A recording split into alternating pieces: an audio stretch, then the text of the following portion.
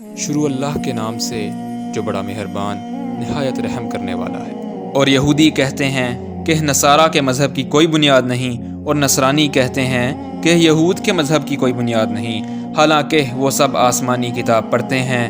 اسی طرح ان لوگوں نے ان جیسی بات کہی جو آسمانی کتاب کا علم نہیں جانتے، تو اب قیامت کے دن اللہ ان کے درمیان فیصلہ فرمائے گا ان باتوں کا جن میں وہ اختلاف کیا کرتے تھے۔ اور اس سے بڑھ کر ظالم کون ہوگا جو اللہ کی مسجدوں سے روکے کہ ان میں اس کے نام کا ذکر کیا جائے اور انہیں ویران کرنے کی کوشش کرے۔ ایسے لوگوں کو حق نہیں کہ ان مساجد میں داخل ہوں مگر ڈرتے ہوئے۔ ان کے لیے دنیا میں رسوائی ہے اور آخرت میں ان کے لیے بڑا عذاب ہے۔ اور مشرق و مغرب اللہ ہی کے لیے ہیں، لہذا تم جس طرف رخ کرو گے تو وہیں اللہ کی ذات ہے، بے شک اللہ بڑی وسعت والا خوب جاننے والا ہے۔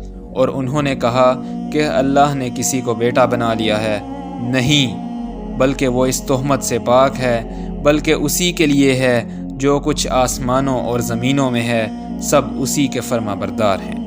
اللہ آسمانوں اور زمینوں کا موجد ہے، اور جب وہ کسی کام کا فیصلہ فرما لیتا ہے تو اسے بس اتنا فرماتا ہے کہ ہو جا، تو وہ ہو جاتا ہے۔ اور وہ لوگ جو علم نہیں رکھتے کہتے ہیں کہ اللہ ہم سے کلام کیوں نہیں کرتا، یا ہمارے پاس کوئی خاص نشانی کیوں نہیں آتی۔ اسی طرح سے ان کی سی بات ان لوگوں نے بھی کہی تھی جو ان سے پہلے گزرے ہیں، ان کی ذہنیتیں ایک جیسی ہو گئی ہیں۔ یقیناً ہم نے تو آیتیں واضح کر دی ہیں ان لوگوں کے لیے جو یقین رکھتے ہیں۔ بے شک ہم نے آپ کو حق کے ساتھ بھیجا ہے، خوشخبری دینے والا اور ڈر سنانے والا رسول بنا کر، اور آپ سے جہنم والوں کے بارے میں نہیں پوچھا جائے گا۔ اور یہودی آپ سے ہرگز راضی نہیں ہوں گے، اور نہ ہی نصارہ، یہاں تک کہ آپ ان کی ملت کی پیروی کریں۔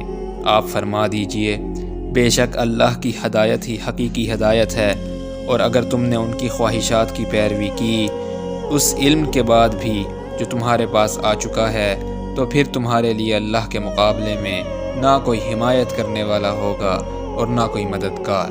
وہ لوگ جن کو ہم نے کتاب عطا کی ہے وہ اس کی ایسے تلاوت کرتے ہیں جیسا کہ اس کی تلاوت کرنے کا حق ہے، یہی لوگ اس پر ایمان رکھتے ہیں، اور جو اس کتاب کا انکار کرے گا تو وہی لوگ نقصان اٹھانے والے ہیں۔